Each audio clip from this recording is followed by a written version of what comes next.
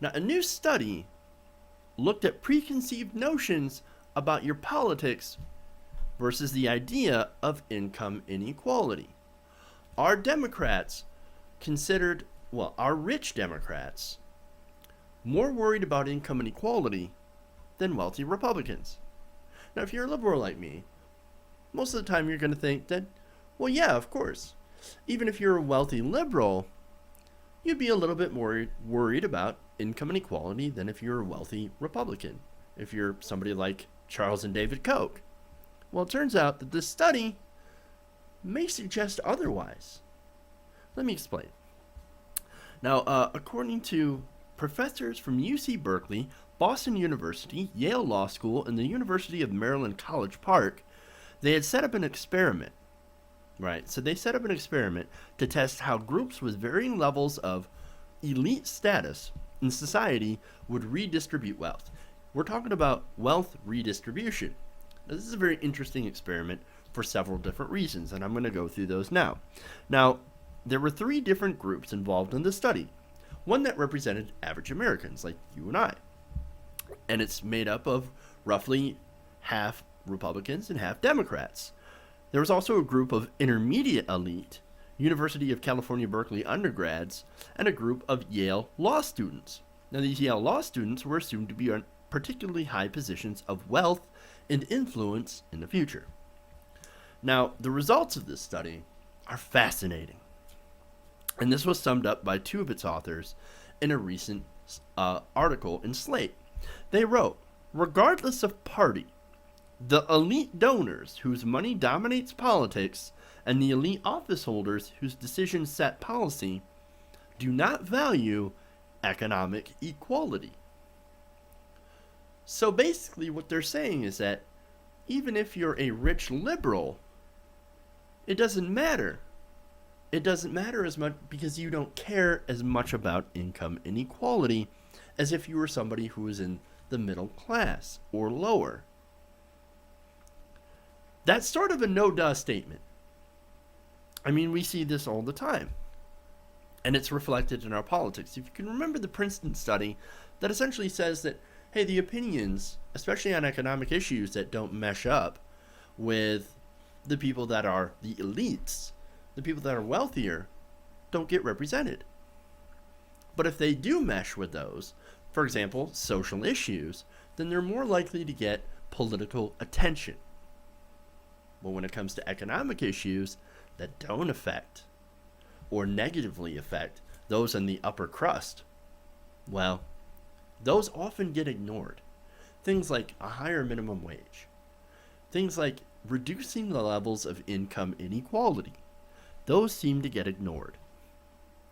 Now, let's go and detail some of the experiment, because I'm sure you guys want to know the methodology. Well, the series of experiments, in these series of experiments, the participants were actually asked to divide money between themselves and an anonymous person in order to gauge their levels of selfishness.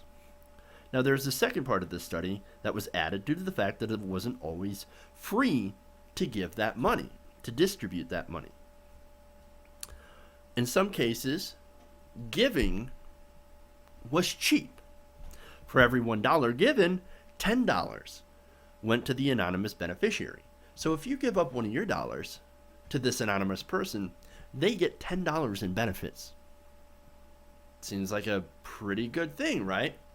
If you're a wealthier person, you would only have to give a very small amount of money to see a lot of benefit for someone else. And then it would make you feel all warm and fuzzy inside. But in other cases, giving wasn't cheap. It was actually very, very expensive. For example, in the experiment, giving away $1 meant that the other person only received about 10 cents.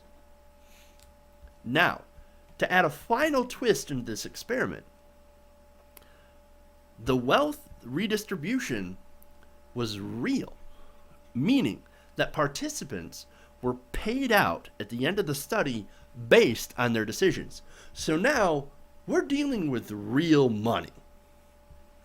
And the findings were very, very clear. The 2 pools representing the elite groups. We're looking at the elites, the top, the Yale students, right? We're not looking at the middle class people. The two pools representing the elite groups, who identified as 10 to 1 as Democrats, strongly stood together as twice as likely to be selfish in comparison to the pool representing the bipartisan majority of the American public. Additionally, they also favored efficiency over equality at a significantly higher margin, meaning that they gave more when doing so benefited the anonymous person more greatly, and their generosity shrunk when giving meant little benefit for the other person. Now that's very important, especially when it comes to policy. This is why you see the Republicans citing waste, fraud, and abuse. Well, they don't want to give that money. They want to say, hey, look at that. It's not going to do anything. Look at all the money we've wasted on the war on poverty. It's not doing anything anyway. So let's vote against it. And then you'll have some seemingly rich liberals saying, well, yeah, we can afford to cut the benefits a little bit. Yeah, it's not going to make that much of a difference anyway. See how this kind of works when it comes to policy?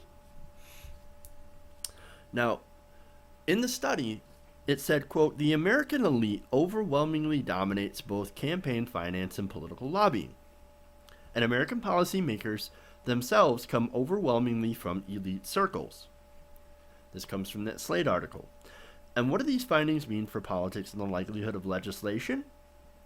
The results suggest that a policy response to rising economic inequality lags so far behind the preferences of ordinary Americans for the simple reason that the elites who make policy, regardless of political party, just don't care much about equality.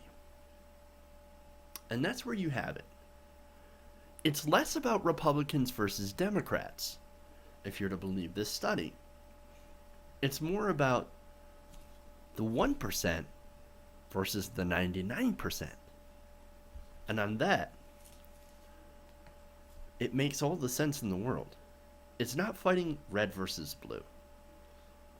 It's the rich versus the rest of us.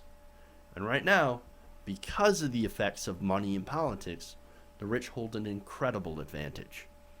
We need to take that advantage away if we're ever going to get income inequality levels to a sustainable level.